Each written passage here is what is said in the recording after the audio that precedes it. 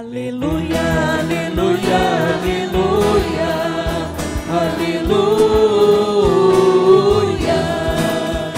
aleluia, aleluia, aleluia, aleluia.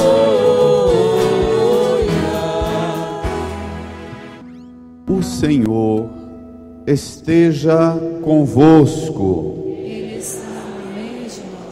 Proclamação do Evangelho de Jesus Cristo segundo João. Glória a vós, Senhor. Naquele tempo, disse Jesus: em verdade vos digo, quem não entra no redil das ovelhas pela porta, mas sobe por outro lugar, é ladrão e assaltante. Quem entra pela porta é o pastor das ovelhas. A esse o porteiro abre, e as ovelhas escutam a sua voz. Ele chama as ovelhas pelo nome e as conduz para fora. E, depois de fazer sair todas as que são suas, caminha à sua frente, e as ovelhas o seguem, porque conhecem a sua voz. Mas não seguem um estranho, antes fogem dele, porque não conhecem a voz dos estranhos. Jesus contou-lhes esta parábola, mas eles não entenderam o que ele queria dizer. Então Jesus continuou: em verdade vos digo, eu sou a porta das ovelhas. Todos aqueles que vieram antes de mim são ladrões e assaltantes, mas as ovelhas não os escutaram. Eu sou a porta. Quem entrar por mim será salvo. Entrará e sairá, e encontrará pastagem. O ladrão só vem para roubar, matar e destruir. Eu vim para que tenham vida e a tenham em abundância. Palavra da salvação. Glória a vós, Senhor. Aleluia, aleluia, aleluia, aleluia, aleluia, aleluia, aleluia,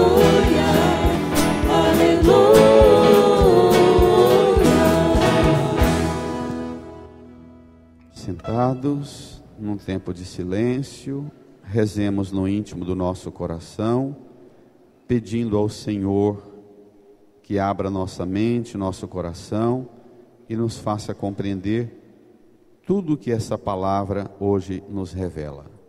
Rezemos. Amém. Queridas irmãs e irmãos, no caminho da Páscoa, hoje o Senhor nos convida. Ele se apresenta a nós como a garantia única e perfeita para a nossa salvação. Fora dele não há absolutamente nenhuma possibilidade de encontrarmos o cuidado que nós desejamos, esperamos, e principalmente o cuidado que o Pai Eterno quer ter conosco. É através de Jesus que o Pai Eterno cuida de nós. Tomem comigo o Evangelho, número 9 do seu folheto, Evangelho de João. Nós, hoje e nos 2 próximos domingos, vamos ter os textos do Evangelho de João como referência nesse caminho pascal. Esse texto de hoje, se você chegar em casa e pegar a sua Bíblia, esse texto do capítulo 10 de João, ele é precedido pelo capítulo 8 e 9, onde acontece uma na verdade, 3 fatos muito fortes. Primeiro é que Jesus toma a firme decisão de ir para Jerusalém. Subindo com os discípulos para Jerusalém, ele anuncia que chegando em Jerusalém, ele vai ser rejeitado, perseguido, morto, pregado na cruz, mas vai ressuscitar. Isso espalha no coração e na mente dos discípulos um espanto muito grande. E aí, logo depois, os fariseus começam a cutucar Jesus, perguntando quem ele era, afinal, para ter essa presunção de que vai entrar em Jerusalém, vai ser rejeitado pelas autoridades, os sacerdotes, as autoridades de Israel, vai ser perseguido, morto na cruz, mas vai ressuscitar. Isso provoca um mal-estar enorme no povo da religião judaica. Os discípulos ficam assustados com o escândalo da cruz. Os judeus acham isso um absurdo. Primeiro, ele dizer que é o Messias. E segundo, dizer que é um Messias que vai morrer na cruz. Isso não entrava jamais na mente, no coração do povo judeu. Como não entra na cabeça e no coração de muita gente até hoje. E depois, Jesus realiza o milagre, curando aquele cego de nascença que nós vimos durante a quaresma, lembra? Em que os discípulos perguntam, Senhor, quem pecou, ele ou seus pais, lembra? E Jesus realiza o milagre num dia de sábado. E aí aquela polêmica de pegar o cego que foi curado e perguntar a ele responde, não satisfaz, leva ele aos pais dele, pergunta aos pais, os pais com medo de serem expulsos da sinagoga, lembra? Fala, não, resolva vocês com ele. E aí eles pegam de novo o cego que foi curado, leva ele para um canto e malha o cego até expulsá-lo e dizer que ele está proibido de frequentar o meio dos judeus, os seguidores do Antigo Testamento. E Jesus, sabendo que ele tinha sido expulso, o encontra e diz a ele, você crê no Filho do Homem? Ele diz, quem é, Senhor, para que eu creia? E Jesus diz, tu estás falando, sou eu que estou falando contigo. Lembra?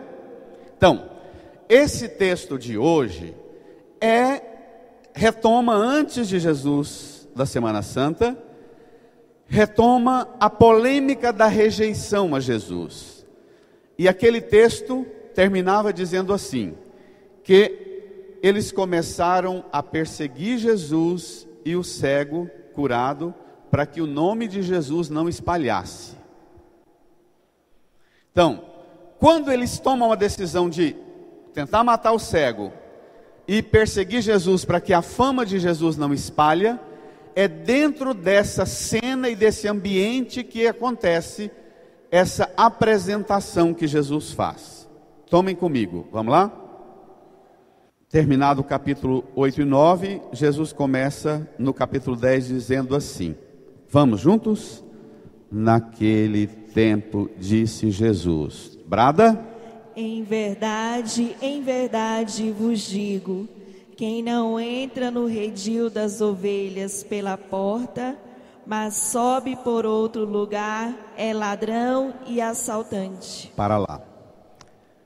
Jesus está falando, curiosamente ele começa, antes de se apresentar como pastor, ele começa por apresentar qual é o modelo do falso pastor. Os discípulos que escutavam isso, sabiam muito bem que Jesus estava falando dos fariseus e dos judeus que estavam perseguindo a ele, querendo matar o cego que foi curado, e os fariseus que vão acompanhar Jesus até Jerusalém, e tramar aquele processo de condenação de Jesus à morte, entregar aos sacerdotes, às autoridades do Sinédrio, do Império Romano. Jesus está falando deles, está dizendo que eles não entraram no redil, no curral, crianças. Redil é o mesmo que curral. Quem não entra no redil, no curral das ovelhas pela porta, mas sobe por outro lugar, é ladrão e assaltante. Acho que vocês se lembram, o ano passado eu preguei esse texto, lá na terra de Jesus, naquela região, eles fazem o curral de pedra, numa altura que as ovelhas, os cabritos não dão conta de pular, põe uma entrada estreitinha como essa, e geralmente o pastor dormia, passava a noite sentado na fresta, punha uma pedra, sentava e dormia, porque ele tanto protegia para não entrar o lobo ou o ladrão, e não entrar e não saírem as ovelhas à noite. Então, presta atenção nessa imagem que Jesus usa: entrar pela porta. Quem não entra pela porta, mas sobe por outro lugar, é ladrão e assaltante. Jesus está dizendo, pode pegar pesado já no começo? Jesus está dizendo para um monte de católico tonto, desorientado e quase besta da cabeça, que tem um monte de pastores que não entram pela porta da igreja, sobem para outro lugar, sobem inclusive pelo seu telhado, pela antena da televisão, pregando aquelas doutrinas diabólicas e satânicas de ladrão e assaltante. Está entendendo? Jesus está falando de um monte de ladrão, mercenário e assaltante, que não entra na sua vida através da igreja, mas entra através das mensagenzinhas besta de WhatsApp, que vocês leem, e de vez em quando eu dou umas broncas nos grupos da paróquia, porque posto umas coisas que vêm de igrejas que o conteúdo ofende gravemente a doutrina, e é um desgaste quando eu vejo lá nos grupos de serviço da paróquia uma mensagem com conteúdo que é absolutamente o oposto. Ela parece ser bonita, uma mensagenzinha que emociona, arrepia, até faz chorar, mas que o conteúdo dela é conteúdo de ladrão e assaltante jogando uma iscazinha por outro lugar. Porque se eles jogam essa isca, logo logo você vai perguntar assim: quem será que fez isso? De onde vem? Aí você vai pesquisar, e daqui um pouco você está lá na igreja deles, na doutrina deles. Entendeu?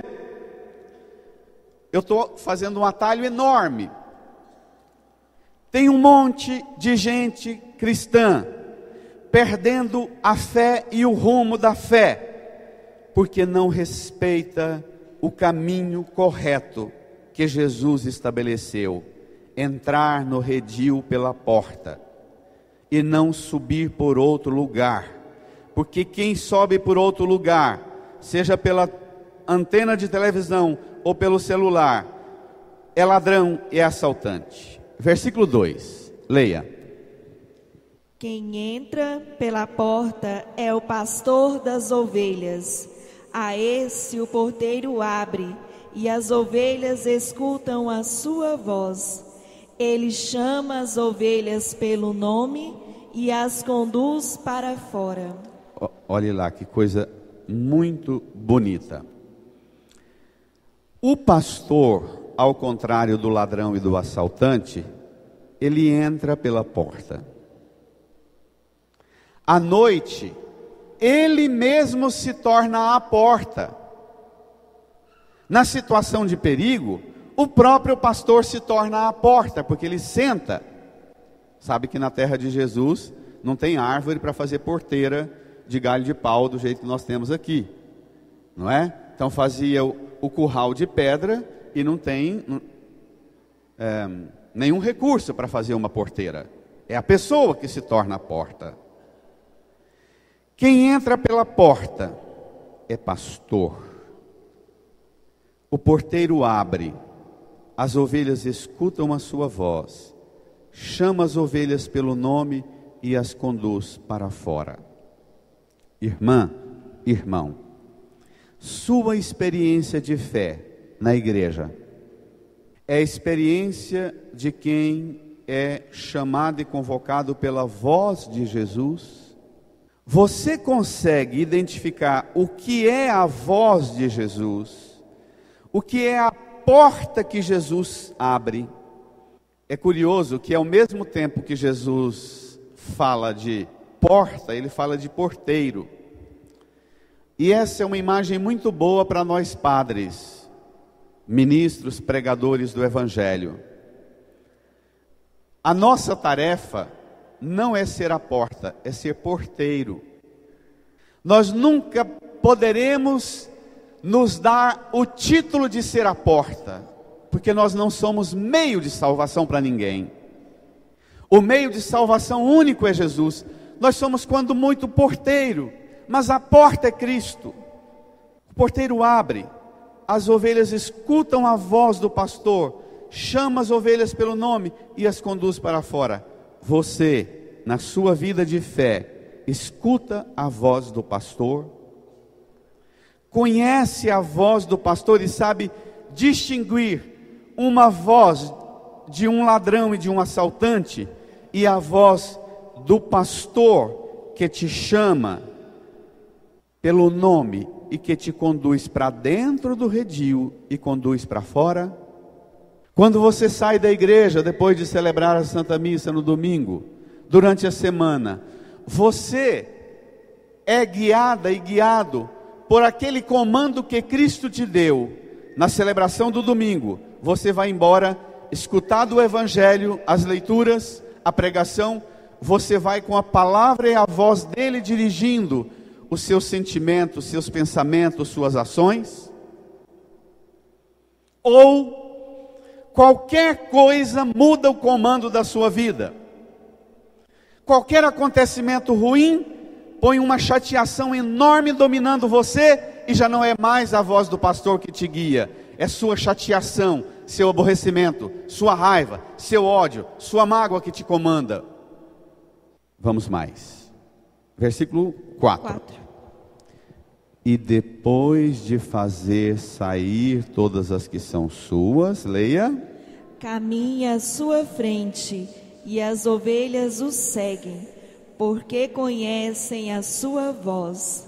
Você experimenta Jesus caminhando à sua frente, e você seguindo a Ele, e você conhecendo a voz dEle? Olha, as palavras fortes, entrar, escutar a voz, chamar pelo nome, conduzir para fora, fazer sair, caminhar à frente, conhecer a voz. Você experimenta na sua relação com Cristo ressuscitado essa intimidade que Ele apresenta, que só é ovelha do rebanho dele quem passa por essa relação de escuta, de conhecimento da voz. Nós vivemos tempos muito difíceis para a igreja e também para vocês. Não são poucos as pessoas que vivem dentro da igreja muito perdidos, cheios de dúvidas, cheios de inquietação interna. Vem a uma missa trazendo um caminhão de dúvida, de inquietação, de perturbação, de conflito. Vem para a igreja trazendo um caminhão carregado de dúvida e volta para sua casa carregando 2, 3 caminhões de dúvida, de confusão, de conflito e de indecisão, de inquietação. Não são poucos. E muitas das vezes nós escutamos a voz da igreja, recusando a voz da igreja, porque a gente já tem uma voz aqui dentro da cabeça dizendo: eu só vou ser feliz se eu conseguir isso, se eu conseguir isso, se eu conseguir isso, se eu conseguir isso. E eu vou para a igreja querendo uma voz que diga para mim o que eu devo fazer para conseguir isso, para conseguir isso, para conseguir isso, para conseguir isso. Nós não experimentamos uma relação com Cristo e uma relação com a igreja. Cristo diz que Ele é a porta, e Ele diz que Ele é a porta do curral. Vocês não se ofendam com a expressão. Se Ele é a porta, o curral é o quê? A igreja. E nós somos ovelhas. Não se assustem com a imagem extravagante que eu vou usar agora. Ovelha não come o que quer, não bebe o que quer. Entendido? Ovelha come e bebe o que o pastor serve. Não estou falando de mim, estou falando de Cristo, é Ele que é o pastor. Ovelha não é guiada pelos sentimentos dela, pela fome dela, pela sede dela. Ela pode estar com sede, com a sede que for, mas se o pastor, que é Cristo, ver a ovelha indo para beber uma água que está envenenada, ele vai dar uma varada com o bastão daqueles que quebra a perna da ovelha, mas ela não vai beber a água envenenada. Está entendido? De verdade? Ele pode ver a mim e a você com fome, e a gente sair catando a comida que tiver à frente. Mas se ele perceber que nós vamos comer uma comida tóxica, envenenada, estragada, ele não terá dúvida de pegar o bastão dele e dar uma espalhada no rebanho, com a paulada que o rebanho merece, para não comer coisa errada e não beber coisa errada. Amém? Nós temos muito medo de deixar Jesus ser o pastor da nossa vida.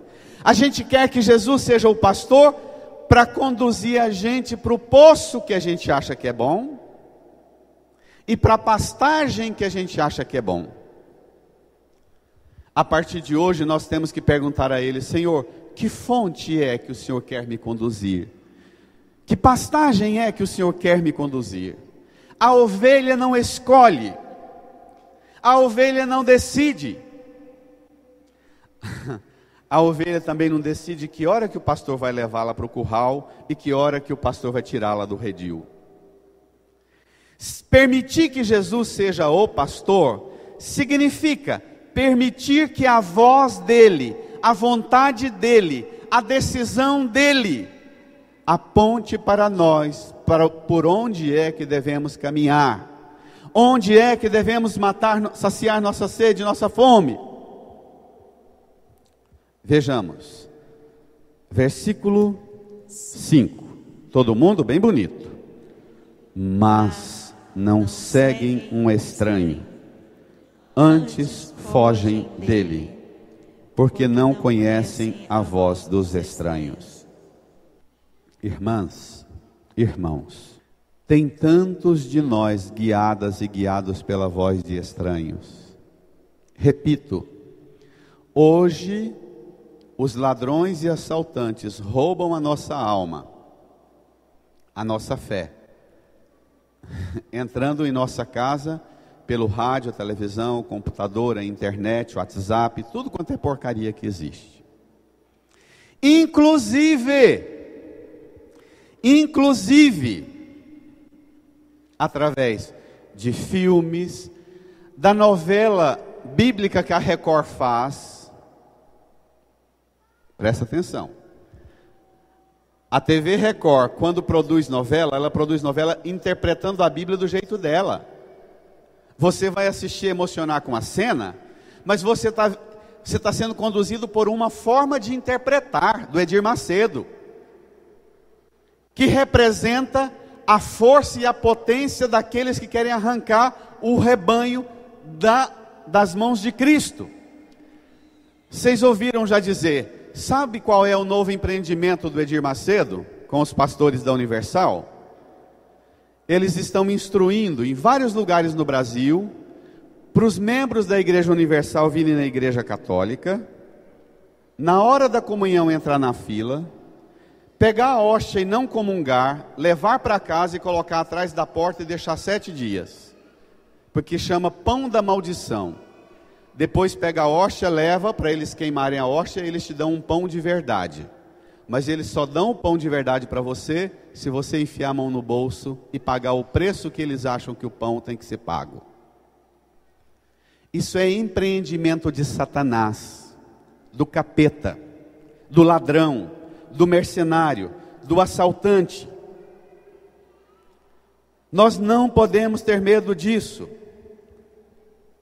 Está aqui a foto de um panfletinho que mandaram para mim essa semana, um folhetinho dizendo o pão nosso de cada dia. 4 passos para a vitória em sua casa. Primeiro passo, não coma a hóstia. É de Macedo, que faz novela para você assistir. Segundo passo, coloque a hóstia atrás de uma porta e faça a oração do Pai Nosso todos os dias. Terceiro passo, a hóstia deve ficar na sua casa até sexta-feira, dia tal, para atrair para ela toda a força negativa do mal. Quarto passo, traga a hóstia para a Igreja Universal, para ela ser queimada. O pastor fulano de tal estará em oração pela sua libertação e o fim das suas dores e tristezas. Ele queimará a sua hóstia e te dará a hóstia de verdade. E vocês assistindo, pondo as crianças da igreja assistindo desenho animado da Record, bíblico, e assistindo novela bíblica da Record. Na Globo a gente assiste novela espírita, e na Record a gente assiste novela... E o cinema Cabana. E no cinema Cabana. Cheio de heresias, mas muitas heresias, apesar de lindo, plasticamente emocionante. Irmãs e irmãos, nós nunca fomos provocados pela voz dos assaltantes, nunca fomos provocados pela voz dos ladrões, nunca fomos tão instigados pela voz daqueles que só querem roubar, matar e destruir. As ovelhas que, de novo versículo 5, mas não seguem um estranho, antes fogem dele, porque não conhecem a voz dos estranhos. Versículo 6, todo mundo. Jesus contou-lhes esta parábola, mas eles não entenderam o que queria dizer. Ai, deve ser difícil demais para Jesus.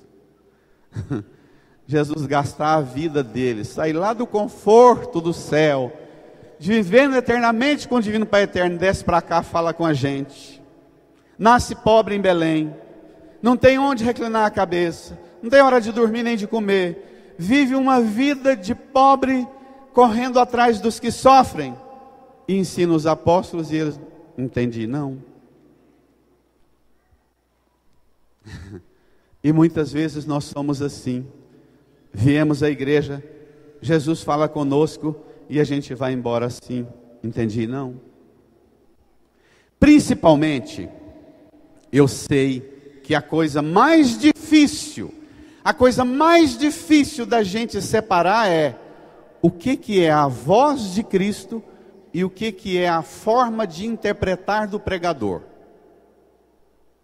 Essa distinção, ela é muito difícil de ser feita. E muitas vezes vocês vão à igreja, escutam o pregador, a palavra do pregador e a forma dele interpretar o texto provocam em vocês mais medo e espanto, e até fazem vocês tomarem distância de Cristo, porque vocês têm medo de que Cristo seja aquilo. Porque você já criou uma opinião do que você quer que Cristo seja na sua vida. Você vem para a igreja já com a firme decisão do que eu quero aqui. Não se espantem com o que eu vou falar.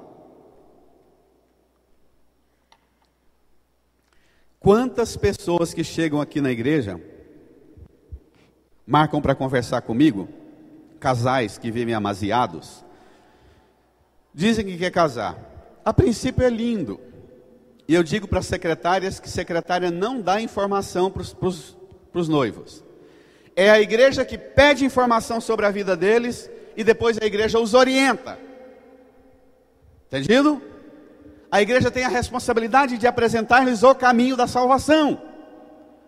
Não é chegar no balcão da igreja e perguntar quanto custa, o que gasta, o que tem que fazer, não. É a igreja que pergunta a eles e entende a vida deles e apresenta. Aí eu e os diáconos fazemos essa tarefa. Ninguém marca casamento sem falar comigo e com os diáconos. Mas uma quantidade enorme dos que vivem juntos e querem casar, sabe qual é a resposta? Por que você quer casar na igreja? Ah, porque tem um amigo meu irmão, tem um filhinho que quer batizar, mas diz que para batizar tem que ser casado na igreja. Aí eu digo, eu não vou casar você para você ser padrinho. Se o padre fizer isso, casar alguém para ser padrinho, o casamento é nulo e inválido. Porque essa não pode ser a motivação para casar na igreja. Domingo passado eu falei, talvez alguns não tenham entendido, porque a gente escuta as reações. Eu disse, tem pai e mãe que põem os meninos na catequese para fugir da droga. E eu disse na missa de primeira comunhão do domingo passado, é pouco! É pouco! Vir para fazer eucaristia para sair da droga é muito pouco! Pega a primeira leitura. Para entender. Por que é que não pode o padre receber as pessoas aqui e atender a elas do jeito que elas pedem? O pastor precisa escutar a motivação da ovelha e dizer, você vai ter que mudar as motivações que você tem para procurar a igreja, para fazer primeira comunhão, para batizar, para casar, para crismar.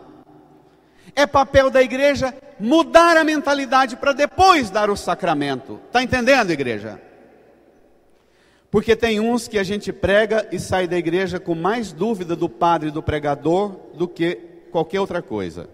E vai disseminando a dúvida no coração dos outros. Primeira leitura dos Atos dos Apóstolos.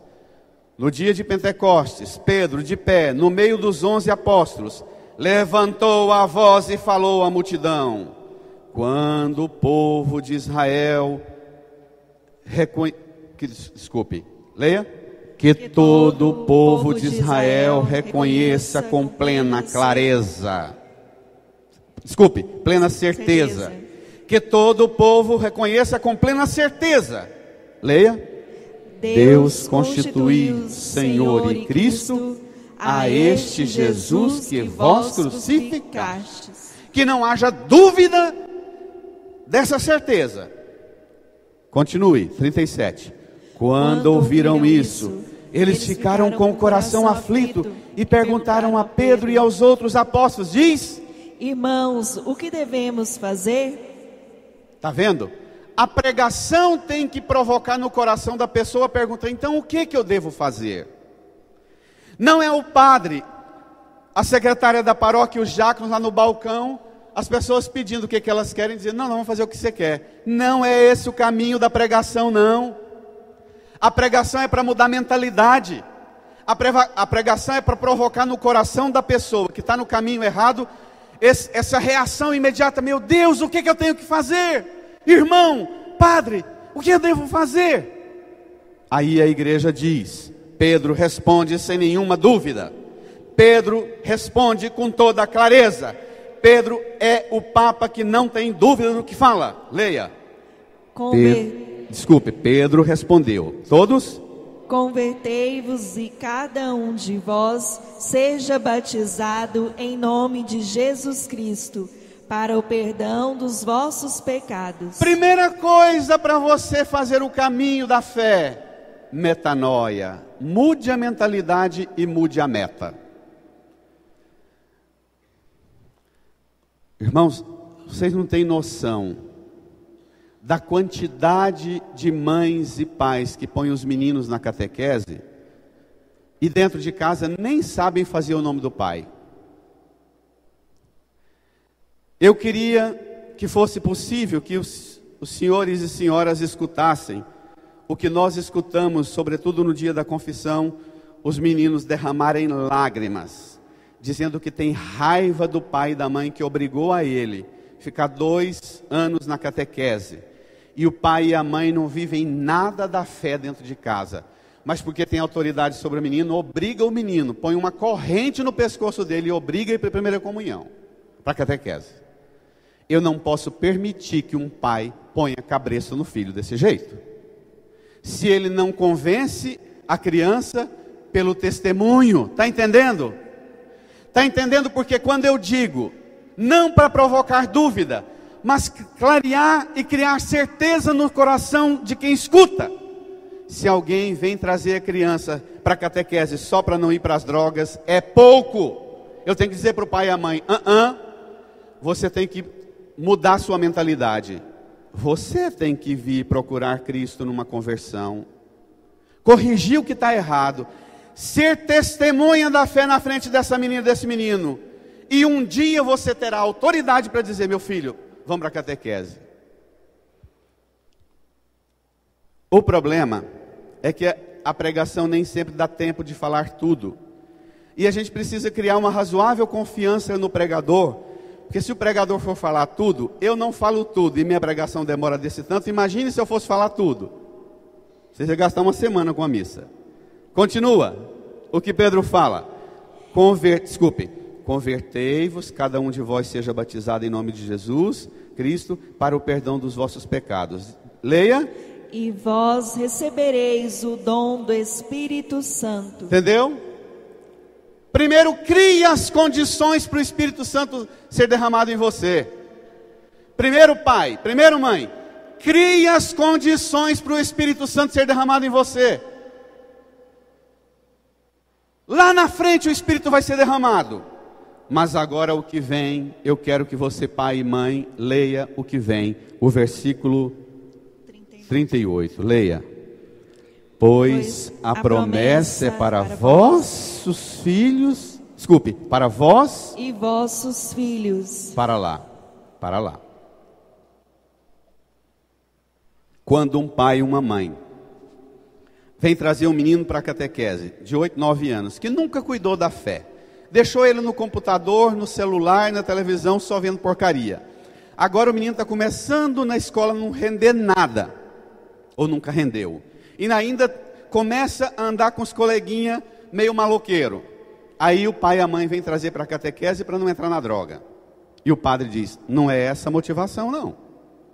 Tem que ter uma causa mais nobre. E o padre tem que dizer, sabe por que não pode ser essa motivação? Porque a promessa do Senhor é para você, pai e mãe, e para os vossos filhos. Ela é derramada em você, e de você ela é despejada no coração e na vida dos seus filhos, principalmente com o seu testemunho. Amém? Entendido? De verdade? Está claro? A promessa, pai, a promessa, mãe, é para você e para os seus filhos. Então você fica, eu digo aqui, padre, meu filho foi para as igrejas, está lá no Universal, pelo menos não está na droga, né? Eu falo, é pouco, mãe, é pouco, pai. Além de ter deixado uma droga, entrou noutra droga, uma falsa doutrina. Tem muitas doutrinas que não passam de outra coisa senão uma substituição da droga.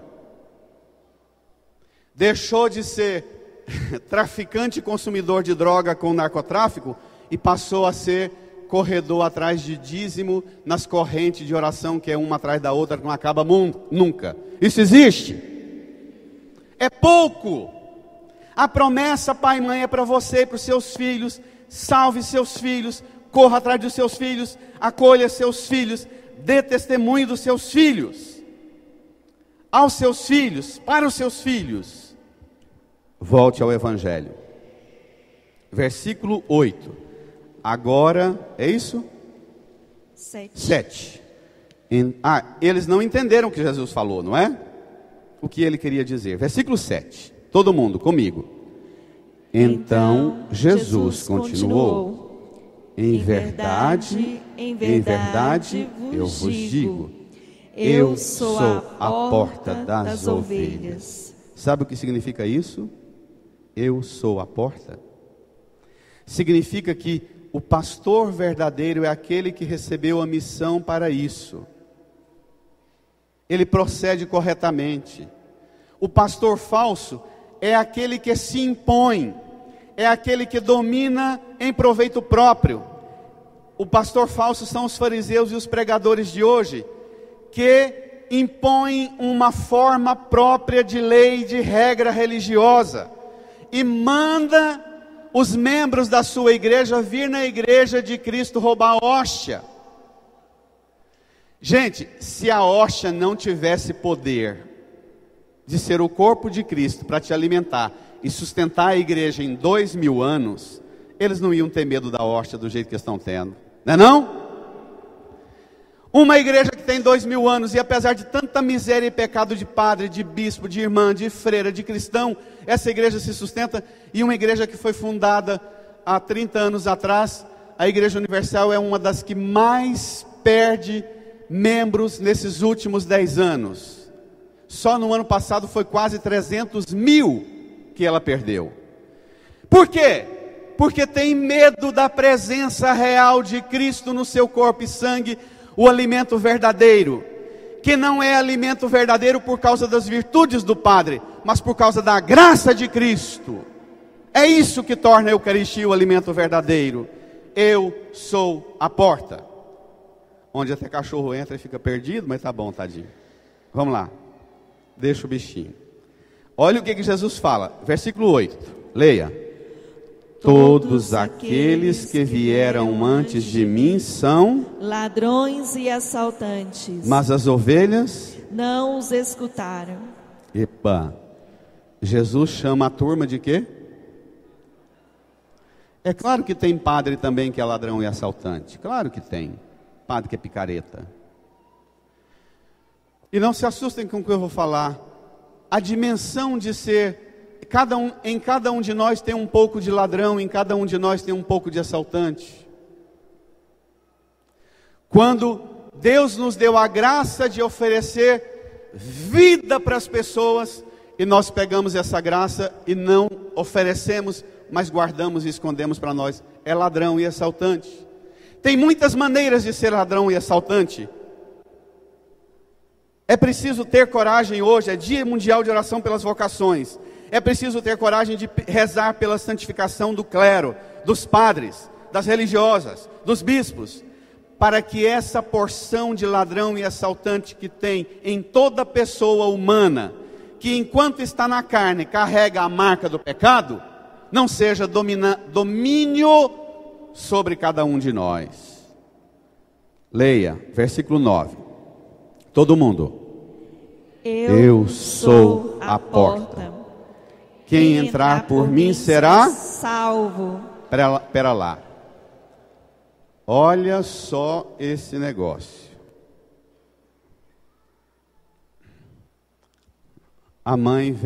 O pai vem procurar batizar o filho e fala, mas eu quero casar para batizar meu filho. Eu digo, não, você não pode casar para batizar seu filho.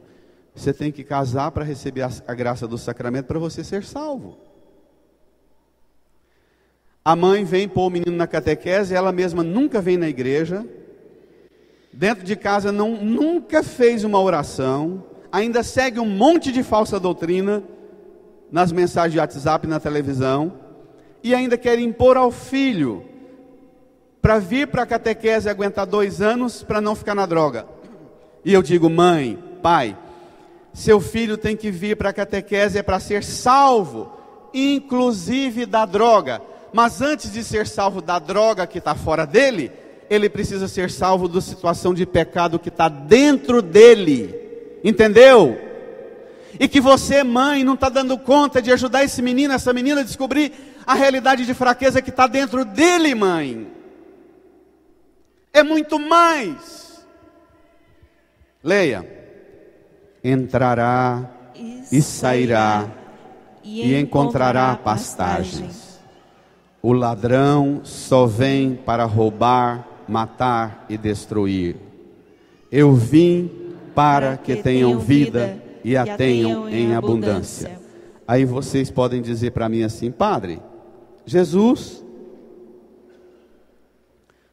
com essa sentença final, está desmentindo você. Você falou coisa aí que não está combinando com essa última frase. Não fique só na última frase, não. Os falsos pastores representam aqueles que hoje pretendem, por seus próprios meios, levar aos homens o conhecimento das coisas divinas da salvação. Tem muito falso pastor que tem intenção boa, mas ele quer levar as pessoas a conhecer a graça divina e a salvação através dos seus meios, e não do meio que é Cristo. Entendeu a diferença? Cristo é a porta, Ele é a passagem. O que nós recebemos no batismo é a graça da salvação que vem pelo sangue de Cristo. O que nós recebemos na Eucaristia é corpo e sangue de Cristo. O que nós recebemos no Crisma são os dons do Espírito Santo, o Espírito do ressuscitado, que é Cristo. O que nós recebemos no sacramento do matrimônio é a bênção da união do homem e da mulher e a união de Cristo e a igreja. O que nós recebemos no sacramento da confissão é o perdão que vem através do sangue que Cristo derramou. Os sacramentos são todos portais, portas do mesmo e único Cristo. Entendido, igreja? Vocês estão tão xoxinho hoje. Entendido, igreja? Ah, melhorou. Pegue comigo a segunda leitura.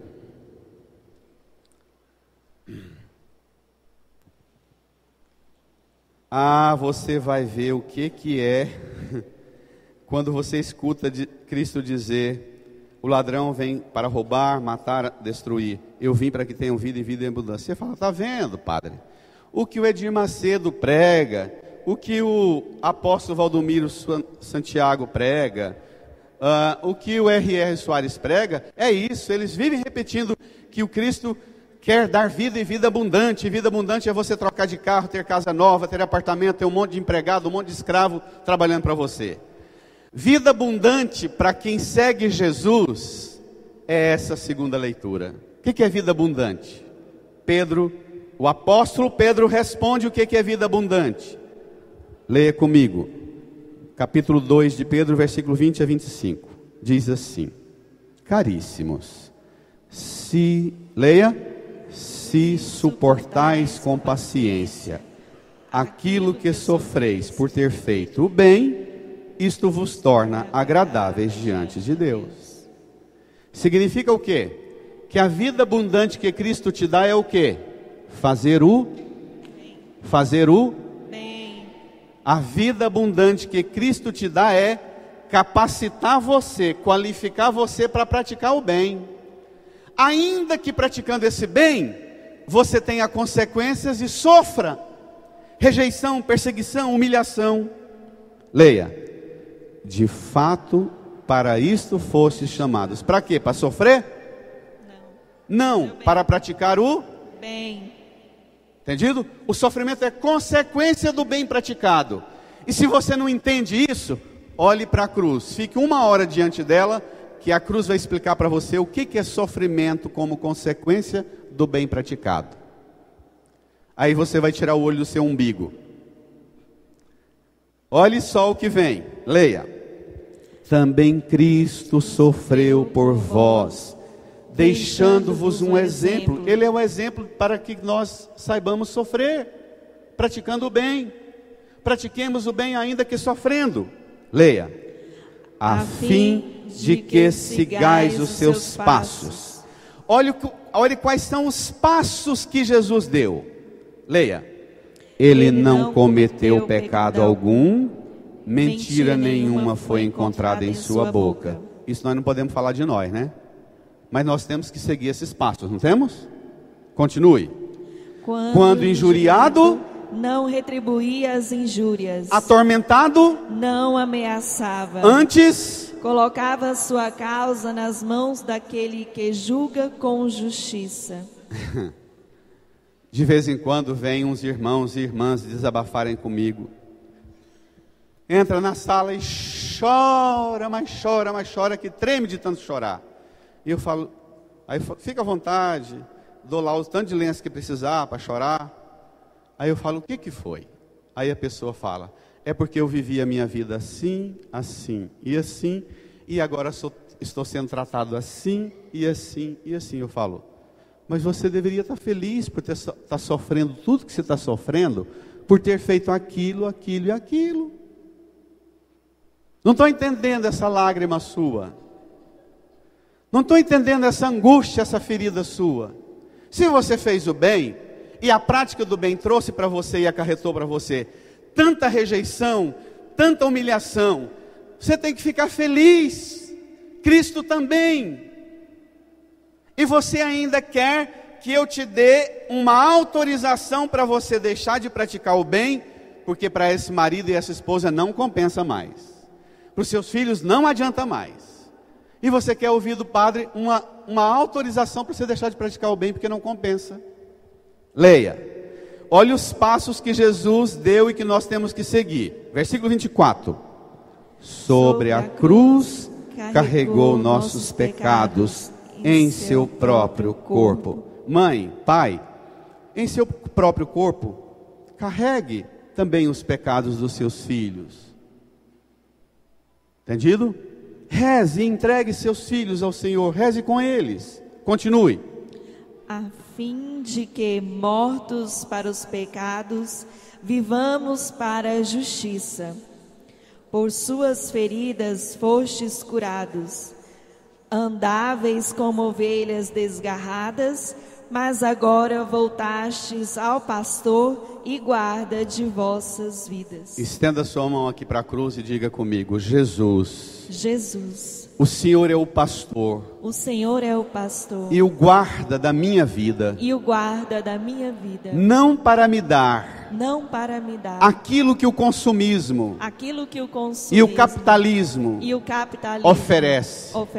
O Senhor é o pastor. O Senhor é o e pastor. Guarda da minha vida. E guarda da minha O Senhor vida. me protege. O Senhor me protege. Nesse mundo de tanto pecado. Nesse mundo de tanto pecado. Tanta mentira. Tanta mentira. O Senhor me guarda. O Senhor me guarda. Praticando o bem. Praticando o bem. Fazendo o bem. Fazendo o bem. Mesmo que isso. Mesmo que isso. Traga sofrimento. Traga sofrimento. Porque eu faço o bem. Porque eu faço o bem. Amém. Amém. A partir de hoje, não peça mais o Senhor para ajudar você a parar de sofrer, como a Universal e as igrejas de crente pregam. A partir de hoje, peça ao Senhor para não te permitir desistir de fazer o bem, ainda que no meio do sofrimento. Amém? De verdade? De verdade? Não tem dúvida não? Essa é a sentença. A vida em abundância que Cristo dá é essa: ser capaz de estar lá no alto da cruz, na mais pavorosa humilhação, e dizer: Pai, perdoai-lhes porque não sabem o que fazem. Esse é o bem. Irmã, irmão, termino dizendo assim. A própria primeira carta de São Pedro diz assim, no capítulo 2, noutra parte: que glória há em suportar maus tratos, se cometestes o mal? Ao contrário, se depois de ter desfeito o bem, sofreis com paciência, isso é uma graça aos olhos de Deus. A vida abundante que Cristo nos dá é fazer o bem e sofrer com paciência a rejeição, mas fazer o bem. Amém? Incline a sua cabeça, ponha a mão no seu coração e volte seu ouvido, volte sua atenção a Jesus. Irmã, irmão, talvez você não tenha entendido que Jesus é a porta. A porta é um lugar. A porta não é uma ideia, não é um conceito, não é uma doutrina. A porta é um lugar. Fique com Jesus agora. Jesus é o lugar da sua passagem da vida antiga para a vida nova. Jesus é o lugar da sua salvação. Por sua encarnação, Ele se tornou o lugar da descoberta e do acolhimento dos dons divinos. Jesus faz de você e de todos nós participantes da vida do Pai e nos cumula de graça para fazer o bem e de suportar com paciência toda a tribulação, mas jamais desistir de fazer o bem. Ele é o lugar da sua passagem para essa vida do bem praticado. Um mistério que nunca se esgota, e que você mesmo nunca entenderá por que você deu conta de fazer tanto bem, passando por tantos sofrimentos e rejeições, injúrias.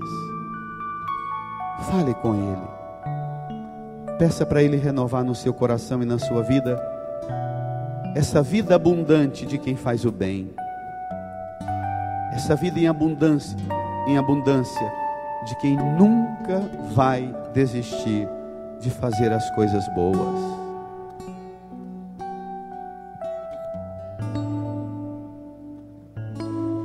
Pelos prados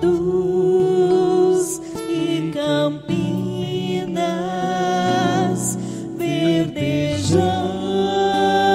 verdejantes eu vou, é o Senhor que me leva a descansar junto às fontes de águas puras, repousantes eu vou, minhas forças o Senhor vai animar.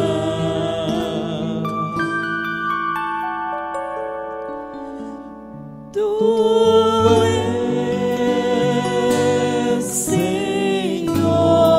Senhor, o meu pastor, por isso nada em minha vida faltará.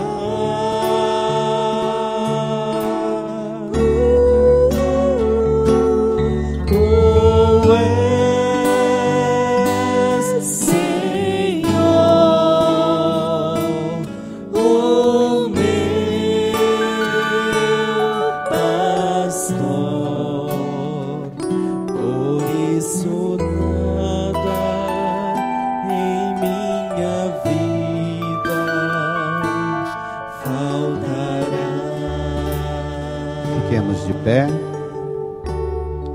estenda as mãos para a cruz de Jesus.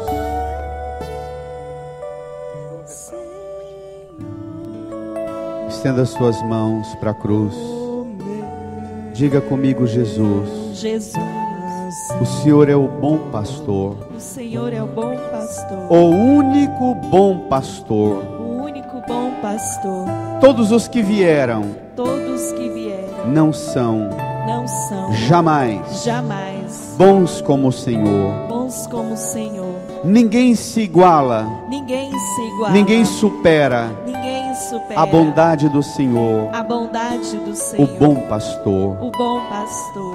Jesus, Jesus, eu renovo a minha fé eu renovo a minha fé no poder da sua cruz, no poder da sua cruz, onde o Senhor se tornou a porta, onde o Senhor se tornou a porta, o lugar da passagem, o lugar da passagem, do pecado para a graça, do pecado para a graça, do erro para a verdade, do erro para a verdade, da treva para a luz, da treva para a luz, da morte para a vida. da morte para a vida. Jesus, Jesus, na cruz, na cruz, o Senhor se tornou a porta, o Senhor se tornou a o porta, lugar para a nossa o salvação. lugar para a nossa salvação. Jesus. Jesus, A partir de hoje, a partir de hoje, não permita jamais não permita jamais que eu dê ouvidos que eu dê ouvidos à voz à voz dos falsos pastores, dos falsos pastores, dos ladrões e assaltantes, dos ladrões e assaltantes, que roubam, que roubam, matam, matam, destroem destroem a vida, a vida, a fé, a fé, a esperança a esperança de